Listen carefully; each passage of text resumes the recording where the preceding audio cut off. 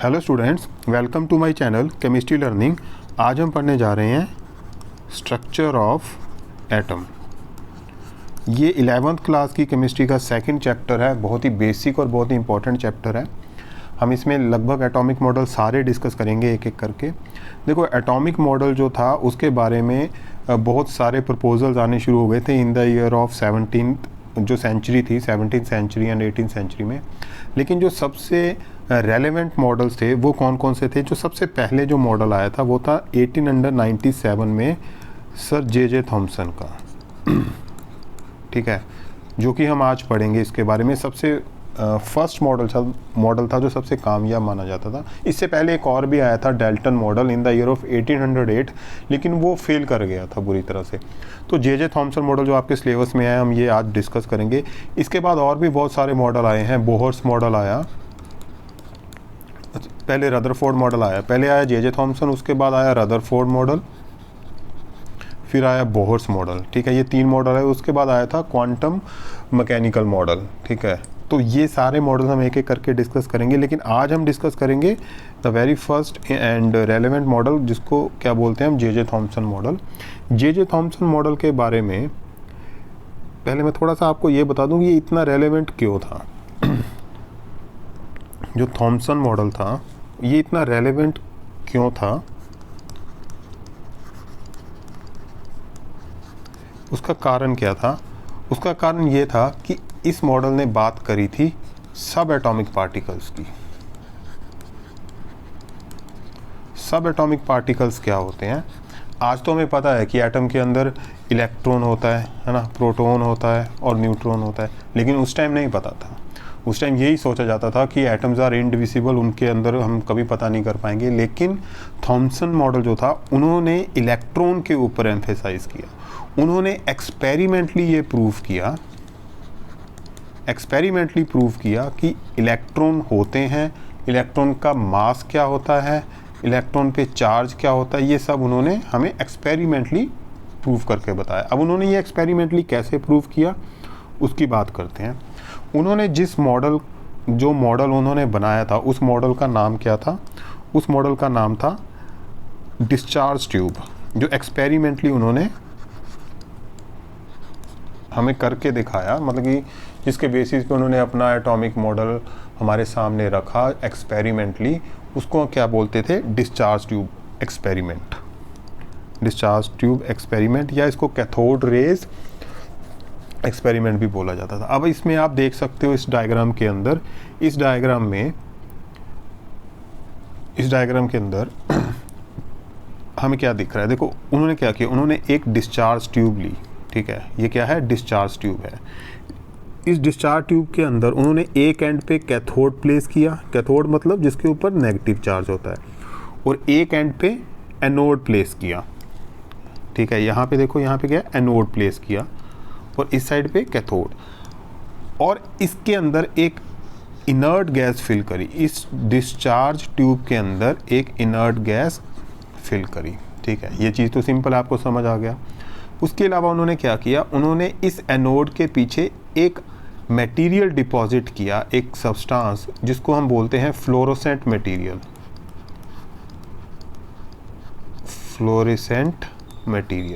Fluorescent material क्या होता है? एग्जाम्पल क्या है फ्लोरेसेंट मटेरियल जो उन्होंने यूज़ किया था? जिंक सल्फाइड, याद रखना, जिंक सल्फाइड यूज़ किया। ये फ्लोरेसेंट मटेरियल क्या होता है? फ्लोरेसेंट मटेरियल वो मटेरियल होता है जिसके ऊपर अगर कोई रेज स्ट्राइक करती हैं किसी पर्टिकुलर वेवलेंथ की, तो वो शाइन करता है, ठीक है, वो चमकता है, एकदम ग्लिटरिंग होती है उसके अंदर, ठीक है, ये शाइन करता है। तो क्या हुआ कि अब क्या कर दिया उन्होंने? कैथोड भी रख दिया, एनोड भी रख दिया, और यहाँ पे इसके पीछे जिंक सल्फाइड यानी कि फ्लोरेसेंट मटेरियल भी लगा दिया। अब इस पूरी डिस्चार्ज ट्यूब को उन्होंने कनेक्ट किया एक हाई वोल्टेज जनरेटर्स के साथ, और इन्होंने यहाँ पे लगभग 10,000 वोल्ट का पोटेंशियल जनरेट किया। मतलब कि एक जो वोल्टेज जनरेट करते हैं for the conduction of electricity, वो उन्होंने क्रिएट किया। कितना? 10,000 का। अब इतना जब उन्होंने एक और चीज़ उन्होंने यहाँ पे एक वैक्यूम पंप भी कनेक्ट किया, इस ट्यूब के साथ एक वैक्यूम पंप भी कनेक्ट किया। क्यों किया? ताकि इस डिस्चार्ज ट्यूब के अंदर जो गैस का प्रेशर है वो रेगुलेट किया जा सके, कम या ज़्यादा किया जा सके। ठीक है, तो उन्होंने क्या किया, गैस का प्रेशर कम किया और हाई वोल्टेज अप्लाई किया। तो क्या हुआ? तो ये हुआ कि यहाँ से कैथोड से कुछ रेज निकली, वो रेज निकली किसकी तरफ गई? एनोड की तरफ। एनोड की तरफ जब वो गई तो क्या हुआ? एनोड तक तो वो पहुंची, लेकिन यहाँ जो पीछे फ्लोरोसेंट मटेरियल था ये शाइन करना शुरू कर गया, ये चमकना शुरू कर गया। ठीक है, इसने एकदम ग्लिटरिंग यहाँ पे शुरू हो गई। तो इससे क्या ऑब्जर्वेशंस निकली? एक चीज़ तो प्रूफ हो गई कि कैथोड से कोई चीज़ एनोड की तरफ कोई रेडिएशन जो थी, रेडिएशन की फॉर्म में मूव कर रही थी और वो इस फ्लोरोसेंट मटेरियल के ऊपर स्ट्राइक कर रही थी। यहाँ पे वो क्या कर रही थी? स्ट्राइक कर रही थी। ठीक है, जिससे कि वो चमकना शुरू हुआ। अब क्वेश्चन क्या राइज होता है कि इससे क्या कंक्लूजन निकला? अब हम एक एक करके कंक्लूजन पढ़ेंगे। क्या कंक्लूजन निकला?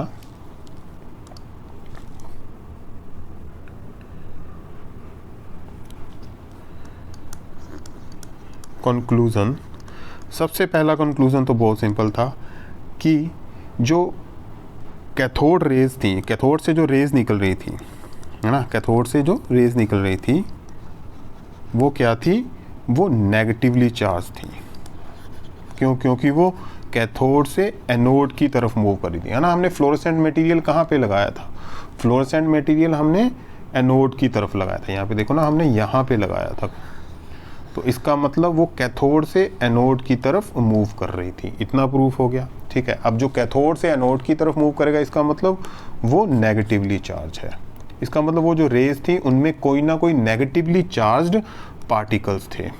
सेकंड, ये जो रेज थी या ये जो भी चीज़ थी जो मूव कर रही थी, rays moved in straight line. अब स्ट्रेट लाइन से उनको कैसे पता चला कि वो स्ट्रेट लाइन में ही मूव कर रही थी? ऐसे पता चला, देखो मैं अभी दिखा रहा हूँ आपको वो बना के। उन्होंने क्या किया, उन्होंने वो जो डिस्चार्ज ट्यूब थी, जो डिस्चार्ज ट्यूब थी, इस तरह से डिस्चार्ज ट्यूब थी, तो यहाँ पे एनोड था, है ना, ये एनोड है और यहाँ पे क्या है? कैथोड है, नेगेटिव चार्ज है। उन्होंने रास्ते में क्या किया? एक ऑब्जेक्ट रख दिया इस तरह से। ठीक है, आप समझ लो कि इस तरह से कोई भी एक ऑब्जेक्ट, एक पर्टिकुलर शेप का एक ऑब्जेक्ट रख दिया। अब जब ये रेडिएशन इसके ऊपर स्ट्राइक करी, क्योंकि ये रास्ते में आ गया कैथोड और एनोड के, तो इसका मतलब ये जो रेडिएशन थी ये एनोड तक नहीं पहुंच पाई, सारी नहीं पहुंची। जो ऊपर से चल रही थी वो तो ऊपर से निकल गई, वो पहुंच गई, लेकिन जो या नीचे से थी वो चली गई, लेकिन जो बाकी थी वो इसके ऊपर स्ट्राइक करी, इस ऑब्जेक्ट के ऊपर। तो क्या हुआ? यहाँ पे एक शेडो फॉर्मेशन हुआ। ठीक है, आप समझो ना, आप सपोज करते हैं यहाँ पे एक दीवार है। ठीक है, इसके ऊपर सन रेज आ रही हैं, इसके ऊपर सन रेज पड़ रही हैं इस तरह से। ठीक है, तो ये चमक रही है दीवार, लेकिन यहाँ पे अगर आप खुद खड़े हो जाओ, यहाँ पे सामने खड़े हो जाओ, तो क्या होगा? तो यहाँ पे शैडो बनेगी आपकी, इस दीवार के ऊपर क्या बनेगी? आपकी शैडो बनेगी, है ना। ऐसे ही इस ऑब्जेक्ट की शैडो बनी इस जगह पे। ठीक है, तो इससे क्या प्रूफ हुआ कि ये जो रेडिएशन थी ये स्ट्रेट लाइन में मूव कर रही है ना। ऐसा होता कि अगर वो टेढ़ी मेढ़ी मूव कर रही होती तो यहाँ से स्ट्राइक करके इधर से घूम के जाती या वापस जाती, ऐसा कोई ऑब्जर्वेशन नहीं हुआ। तो हमें यहाँ पे शैडो बनती उनको दिखाई दी, तो उन्होंने ये कंक्लूजन निकाला कि ये ट्रैवल कर रही है स्ट्रेट लाइन में। थर्ड कंक्लूजन क्या था, जो कि बहुत ही इंपॉर्टेंट कंक्लूजन है।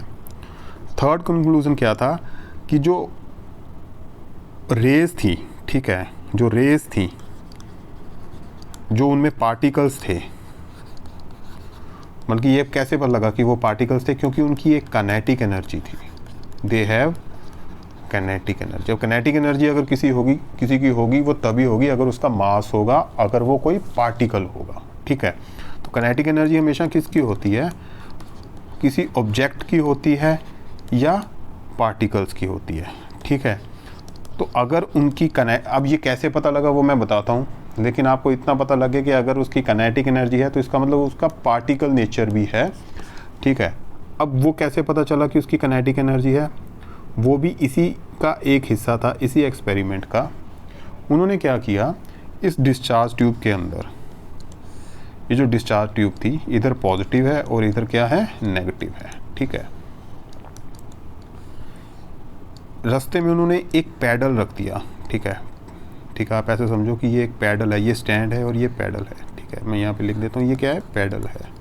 लेकिन ये बहुत ही लाइट वेट पैडल था, वेरी लाइट वेट पैडल, बल्कि हल्का सा भी इसके ऊपर कोई पार्टिकल स्ट्राइक करेगा तो ये क्या करेगा, मूव करेगा।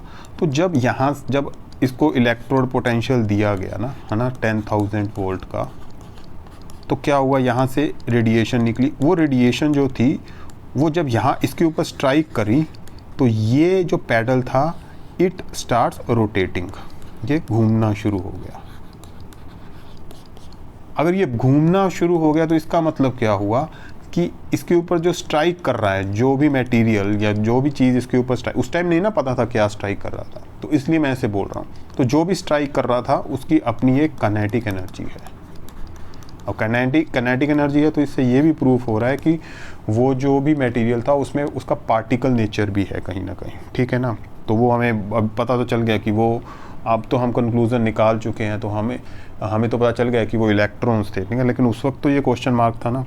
तो वो जो पार्टिकल्स थे उनकी एक काइनेटिक एनर्जी थी, क्योंकि उन्होंने इस पैडल को जो कि रास्ते में रख दिया था, कैथोड और एनोड के बीच में रख दिया था, वो रोटेट करना शुरू हो गया। नेक्स्ट पॉइंट क्या था, नेक्स्ट पॉइंट भी बहुत इंपॉर्टेंट है। फोर्थ पॉइंट जो है वो ये है कि ये अब क्या किया उन्होंने, फिर से ये बनाते हैं, ठीक है, नेगेटिव एंड पॉजिटिव। अब जब यहाँ उन्होंने क्या किया, यहाँ पे एक इलेक्ट्रिक फील्ड अप्लाई करी, ठीक है। क्या अप्लाई किया, इलेक्ट्रिक फील्ड। इलेक्ट्रिक फील्ड का मतलब क्या है कि पॉजिटिव और नेगेटिव चार्ज अप्लाई किए गए उसके दोनों तरफ। तो ये जो नेगेटिवली चार्ज, ये जो रेडिएशन थी, अभी तब नहीं पता था कि ये नेगेटिवली चार्ज, लेकिन ये पॉजिटिव चार्ज की तरफ डिफ्लेक्ट हुई इस तरह से, और नेगेटिव से रिपेल हुई, इधर से रिपेल हुई और इधर अट्रैक्ट हुई। तो यहाँ से ये भी पता चला कि ये इलेक्ट्रिक फील्ड से भी इन्फ्लुएंस हो रही है, डिफ्लेक्ट हो रही है, ठीक है, डिफ्लेक्टेड बाय इलेक्ट्रिक फील्ड, ठीक है। दूसरी बात ये पता चली कि ये पॉजिटिव चार्ज की तरफ अट्रैक्ट हो रही है और नेगेटिव चार्ज से दूर जा रही है, इसका मतलब ये नेगेटिवली चार्ज, ये भी प्रूफ हो गया, है ना। पहले भी प्रूफ हो गया था कि वो कैथोड से एनोड की तरफ मूव कर रही है, तो वो नेगेटिवली चार्ज है। और इलेक्ट्रिक फील्ड में जिस डायरेक्शन में उसकी डिफ्लेक्शन हुई, ठीक है ना, डायरेक्शन ऑफ डिफ्लेक्शन ये भी प्रूव कर गई कि वो क्या है, नेगेटिव चार्ज है, ठीक है। अब नेक्स्ट में क्या किया उन्होंने, नेक्स्ट में उन्होंने फिर से इसको कहाँ पे रखा, इसी ट्यूब में उन्होंने मैग्नेटिक फील्ड अप्लाई किया। देखो अभी हमने क्या किया था, इलेक्ट्रिक फील्ड अप्लाई किया था, अब फिर उन्होंने क्या किया, फिर ऐसे ही रखा, नेगेटिव पॉजिटिव, और यहाँ पे मैग्नेटिक फील्ड अप्लाई किया, ठीक है। हमें पता है मैग्नेटिक फील्ड नॉर्थ और साउथ जो होता है, ठीक है। तो जब यहाँ से वो कैथोड रेज जा रही थी, वो मैग्नेटिक फील्ड के इन्फ्लुएंस में आते ही वो फिर से डिफ्लेक्ट हुई, ठीक है। तो इसका मतलब these rays were influenced by, या वर नहीं लिखना चाहिए, these rays are influenced by electric and magnetic field, ठीक है।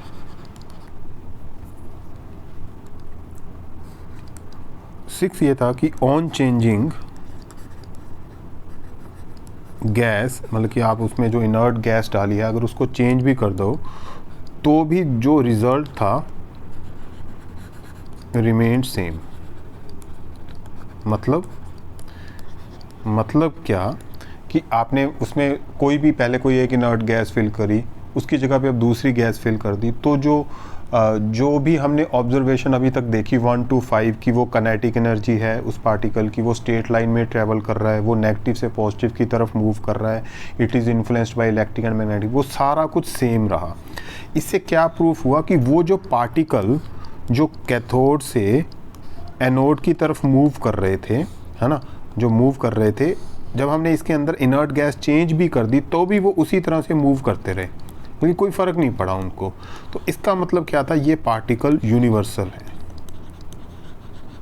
ये हर एटम के अंदर पाए जाते हैं। आप चाहे कोई भी गैस वहाँ पे रख लो, वो एक ही तरह से बिहेव कर रहे थे। तो इसका मतलब ये जो पार्टिकल हैं ये यूनिवर्सल हैं, ठीक है। वो जो रेज निकल रही थी, वो जिस भी पार्टिकल, जिस भी चीज़ की बनी हुई थी, वो क्या है, वो यूनिवर्सल है।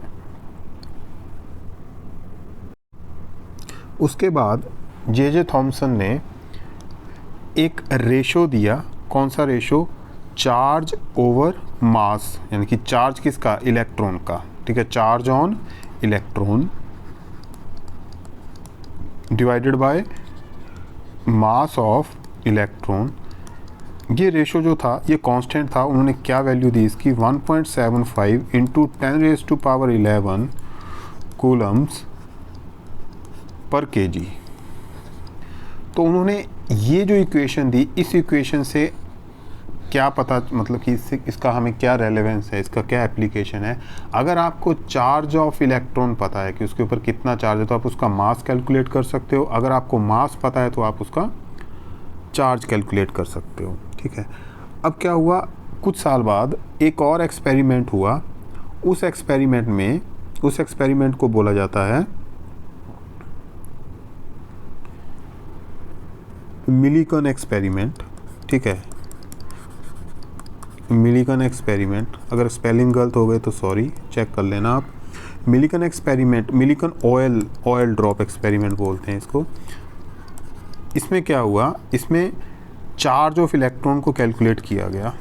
ये आपके सिलेबस में नहीं है, आपको सिर्फ इतना पता होना चाहिए कि चार्ज ऑफ इलेक्ट्रॉन कितना होता है। तो उन्होंने बताया कि चार्ज ऑफ इलेक्ट्रॉन जो होता है वो होता है 1.6 into 10⁻19 coulomb. This was the reading of charge on electron, ठीक है। अब जो थॉमसन मॉडल था वहाँ पे हमको रेशो मिला था E/m is equal to 1.75 into 10⁻11 coulomb per KG. तो अगर हम इस वैल्यू को, चार्ज की वैल्यू को इस रेशो में पुट कर दें तो we can calculate the mass, ठीक है। तो अगर हम यहाँ पे वैल्यू पुट करते हैं, यहाँ पे चार्ज की वैल्यू पुट करते हैं, रेशो का जो है वो कांस्टेंट वैल्यू, तो मास कितना आता है, मास की वैल्यू आती है इसमें 9.1 इंटू 10⁻31 kg। तो ये क्या है, मास ऑफ इलेक्ट्रॉन है, इसको तो आप याद कर लो, ठीक है। और चार्ज कितना है, चार्ज की वैल्यू ये है 1.6 इंटू 10⁻19 कूलम, ठीक है। तो ये था जे थॉमसन मॉडल। अब थॉमसन मॉडल जो था उसमें इतने सारे जो हमने कंक्लूज़न निकाले, उससे क्या पता चला, जो कंक्लूज़न थे, अब जे थॉमसन मॉडल में जो कंक्लूज़न हमने निकाले उससे क्या पता चला, ठीक है। ये जो कंक्लूज़न हमने निकाले कि जी उसके ऊपर नेगेटिव चार्ज है, जो पार्टिकल मूव कर रहे हैं नेगेटिव से पॉजिटिव की तरफ, वो नेगेटिवली चार्ज पार्टिकल्स हैं, ठीक है। उनकी एक काइनेटिक एनर्जी है, वो स्ट्रेट लाइन में ट्रेवल करते हैं, ये सब हमने पढ़ा ना, है ना। और वो they are not influenced by the change of gas, उसके अलावा they are influenced by electric field and magnetic field. और हमने क्या बोला था कि अब जब हम गैस चेंज करते हैं तो वो पार्टिकल फिर भी उसी तरह से बिहेव करते हैं। इन सब ऑब्जर्वेशन के बेसिस पे जे थॉमसन ने कहा ये जो नेगेटिवली चार्ज पार्टिकल्स हैं जो कि एटम के अंदर प्रेजेंट हैं, they should be called as electrons, ठीक है। तो इलेक्ट्रॉन की इस तरह से डिस्कवरी हुई थी। तो इलेक्ट्रॉन्स के बाद कैसे डिस्कवरी हुई, बाय डिस्चार्ज ट्यूब एक्सपेरिमेंट।